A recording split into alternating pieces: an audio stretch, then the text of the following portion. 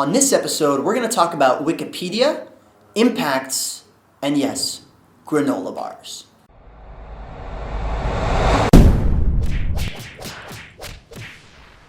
Hello, ladies and gentlemen, and welcome back to the Ask Learning Leaders show. Coach Mike here with Ask Learning Leaders, and we're here to answer all of your questions.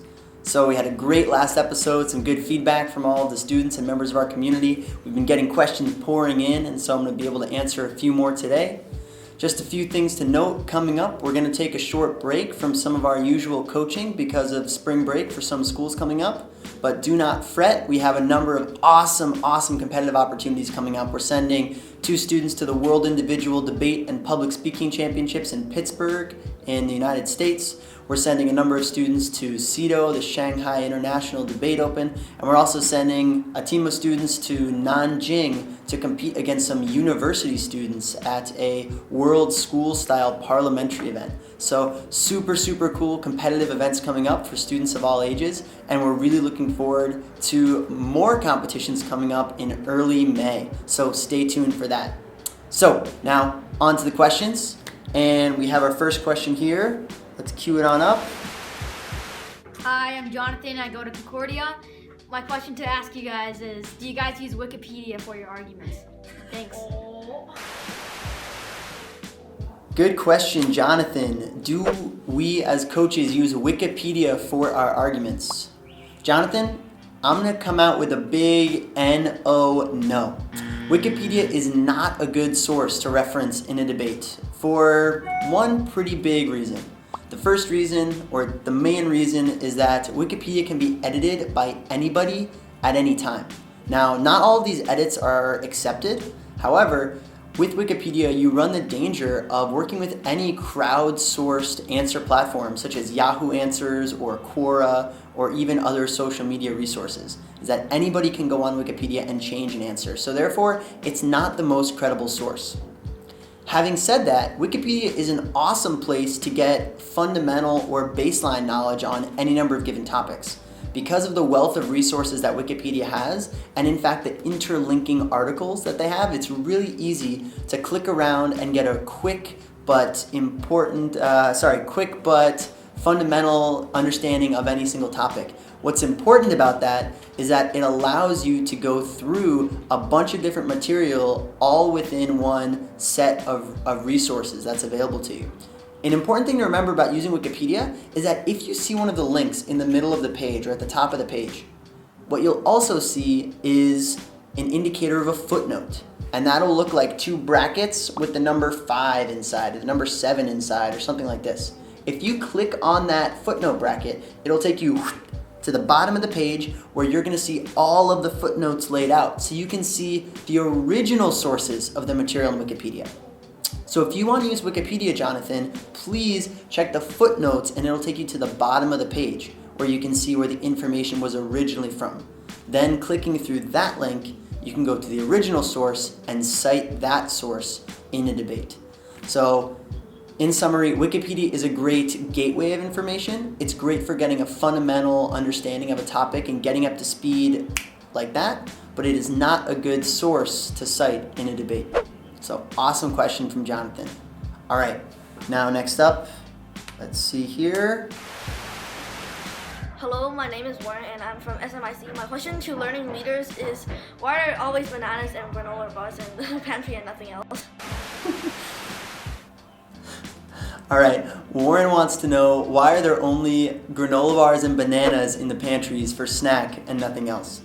Well, Warren, it's a great question. At Learning Leaders, we definitely want to give you guys healthy snacks to keep the energy going, to keep the energy level high in our debate practices. We know they're challenging. We know all of you guys have so many different things going on in your lives, whether you're coming after school or to us on the weekends. So we definitely want to give you guys a snack and a break during every practice. But we do know that natural sugars and natural snacks are definitely higher quality, at least we think, better brain food than things like chips or soda or sugar or cookies or things like this. So you might see us give some other snacks, maybe around the holidays or maybe someone's birthday or some special occasion, but generally we go with fruit and granola bars because we think that it's a good snack for everybody and it'll give you enough energy to make it through the second half of the practice. So question for you right back, Warren, what's your favorite type of granola bar? Because maybe we can arrange to get those back at the Pudong Learning Center for you. All right, and I think we have time for one more question today. Hi, my name is Alex. I am from SMIC, and my question to Learning Leaders is how to argue a big impact. Thank you. You're welcome, Alex, and thank you for saying thank you. All right. So Alex's question is how to argue a big impact. This question is of the utmost importance within a debate. Without an impact, a debate is not nearly as powerful as it could be, or an argument is not nearly as powerful as it could be. So Alex, although I feel like we could spend a whole episode just on this, I'm going to go through some of the most important pieces of the impact. So first, what is an impact? An impact should come at the end of every one of your points or arguments or premises. And what the impact does is it answers the question for the audience and the judges, why should they care about this point? Why is this point so important? And what are the implications of this point if it's true? The I can be represented by the letter I in the AREI structure. Or at the end of a Toolman model argument, you can add the impact to make sure that the audience understands the significance and importance of this point. So again, it answers the question, why is this important? And what's crucial about the impact here is you're weighing the result of a certain argument or assertion against other things within the debate. So what an impact allows you to do is to compare one point with another, which happens usually towards the end of a debate or in the synthesis. But before we get there, before we get to weighing impacts, let's take a quick look at what makes for a good impact. So a few things jump to mind. Number one would be a cost-benefit analysis, or weighing the pros against the cons of a certain point. Another thing would be quantitative weighing. So when you talk about an impact and it affects tons of people in the world, then you're gonna provide a much more important argument than if someone else's argument just affects, let's say, 17 people. Now, the last one would be qualitative impact. So qualitative impact addresses how it affects every single person that this argument addresses. So again, we have the cost-benefit analysis, or the pros and cons. We have a qualitative and a quantitative style of professing an impact, or the importance of this case. So now, at the end of a debate, most typically, or even at the end of one of your points, we're gonna see impacts being weighed. And what this comes down to is comparing your impacts against those of your opponents, or comparing the impacts of one of your points against one of the opponent's points. And by weighing the impacts, we're going to see which is more important or heavier, which is going to tip the scales in your favor.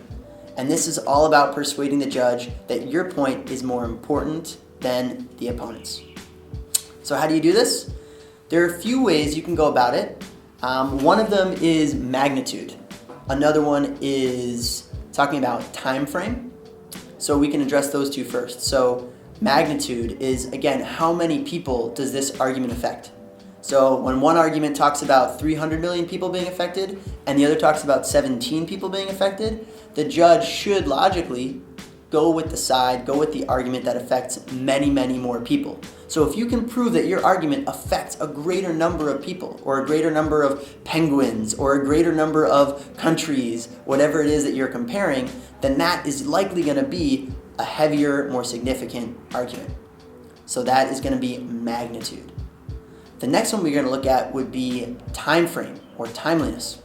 So when it comes to timeliness or time frame, it's usually the nearer impact that is more persuasive. So if we take the two cases of, let's say, climate change and taxation, okay? Now, climate change might win this argument in terms of magnitude, because you're talking about 7 point something billion people. whereas a taxation argument only addresses, let's call it 320 million in the United States. So the magnitude is bigger, the whole world versus just the population of the American people. However, on the time frame point, maybe this taxation argument and the lowering of the growth rate or the crushing of the economy, as one team might argue, happens really quickly. It happens within the next 3 to 5 years. Whereas climate change only occurs, maybe we're talking long term. Maybe we're saying that we won't see these effects for another 75 to 100 years.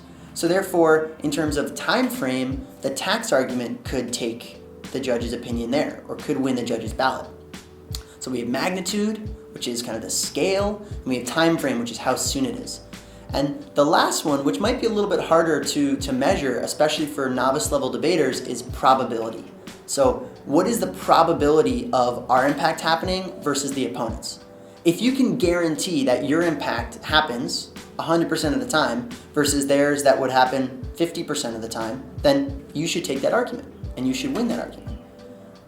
Probability is a little bit tricky because especially for novice level debaters, it's hard to find statistical and empirical evidence that is going to always back your argument up or support your case in all arguments in a debate. So I would recommend that you start with Alex talking about magnitude and time frame, and then if you feel comfortable enough and if you feel like you have enough empirical evidence to support your case, then move on to the probability impact, which is saying our impact is going to happen more frequently or with a greater degree of certainty than theirs. So, Alex, it's an awesome question. Impacts really make or break debates for intermediate to advanced level debaters.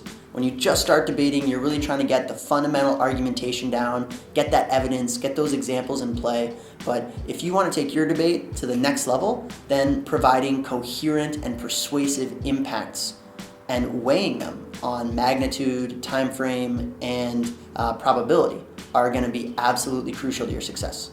So, Alex, awesome question. Thanks very much for that. And we look forward to seeing your impact in the next debate. All right, well, I think that's all the time we have for today, unfortunately, but we look forward to seeing you next episode on the Ask Learning Leaders show. Before we go, we're going to share with you the quotation of the day. And this one is another Learning Leaders favorite, and it comes from Mr. Andy Warhol. And it is, "Some say that time changes things, but you actually need to change things yourself." And I think this is an awesome quotation, especially coming from a leader of an artistic movement in the 20th century. Warhol, maybe most famously known for his prints of Campbell's soup cans or of Marilyn Monroe's face in many different colors, truly was a trendsetter and started numerous movements within the artistic community in the United States. And so what Warhol was able to encapsulate, I think, nicely in this quotation is that unless action takes place, change doesn't happen. Simply because life goes on doesn't necessitate or doesn't necessarily mean that change in your life or change in the social construct in which you live or change for those people, improvement for those people whom you love is going to happen. So you need to take action. You need to make an effort to change things deliberately and with a purpose and conscientiously in order to make the world a better place. And I think Mr. Warhol does an excellent job in this quotation of encapsulating that very nicely.